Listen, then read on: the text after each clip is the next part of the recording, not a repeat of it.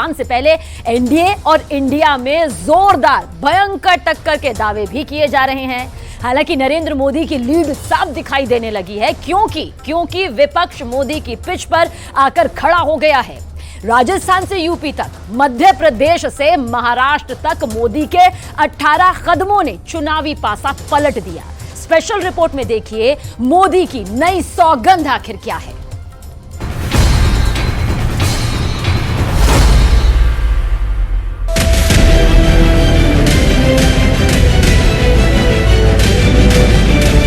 सौगंध मुझे इस मिट्टी की, मैं देश नहीं मिटने दूंगा।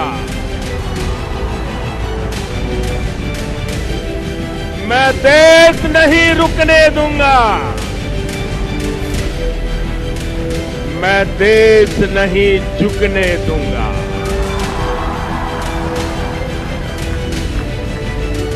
सौगंध मुझे है मिट्टी की,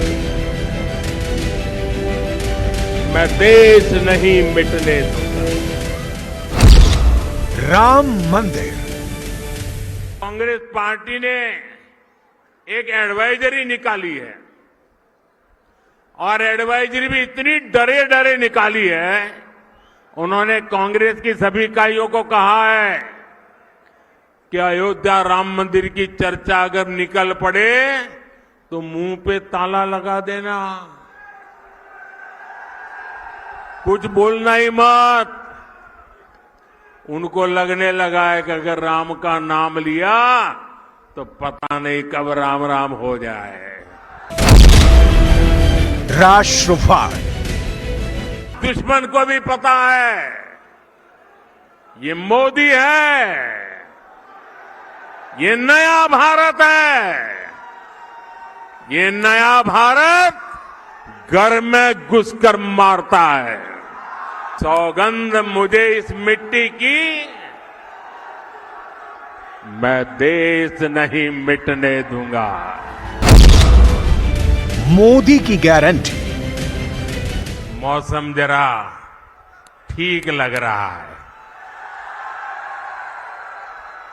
और जब कुदरत साथ देती है ना तो इशारा भी करती है कि हवा का रुख किस तरफ है। सियासी हवा का रुख मोड़ने का हुनर नरेंद्र मोदी से बखूबी कौन जानता है।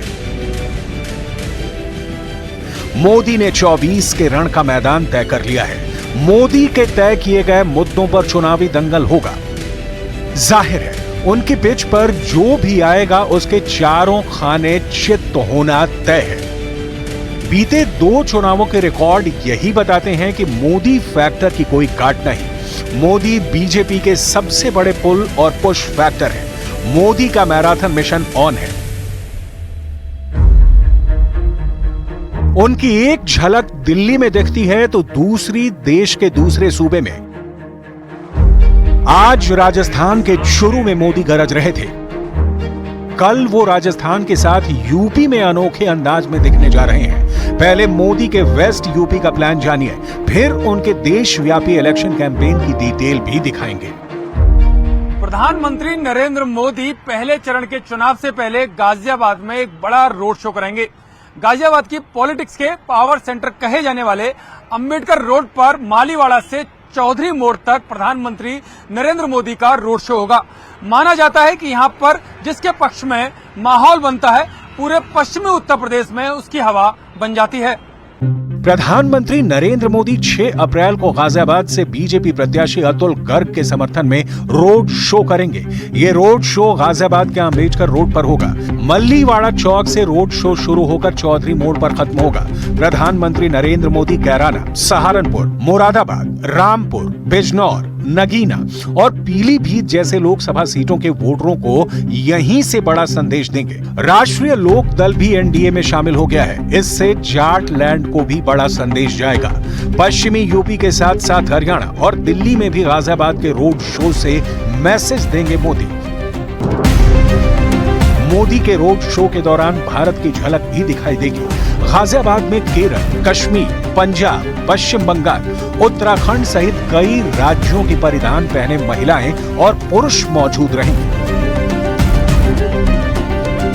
2024 के लोकसभा चुनाव में भी प्रधानमंत्री नरेंद्र मोदी विपक्ष को अपनी पिच पर ला चुके हैं। अपनी रैलियों में राष्ट्रवाद का बिगुल फूंक रहे हैं तो दूसरी तरफ विपक्ष की करप्शन कथा सुनाकर पूरे चुनाव का रुख मोड़ चुके हैं। विपक्ष के पास इसकी काट नहीं और दूसरी तरफ प्रधानमंत्री मोदी की इलेक्शन टाइमलाइन भी विपक्ष को टेंशन दे रही है।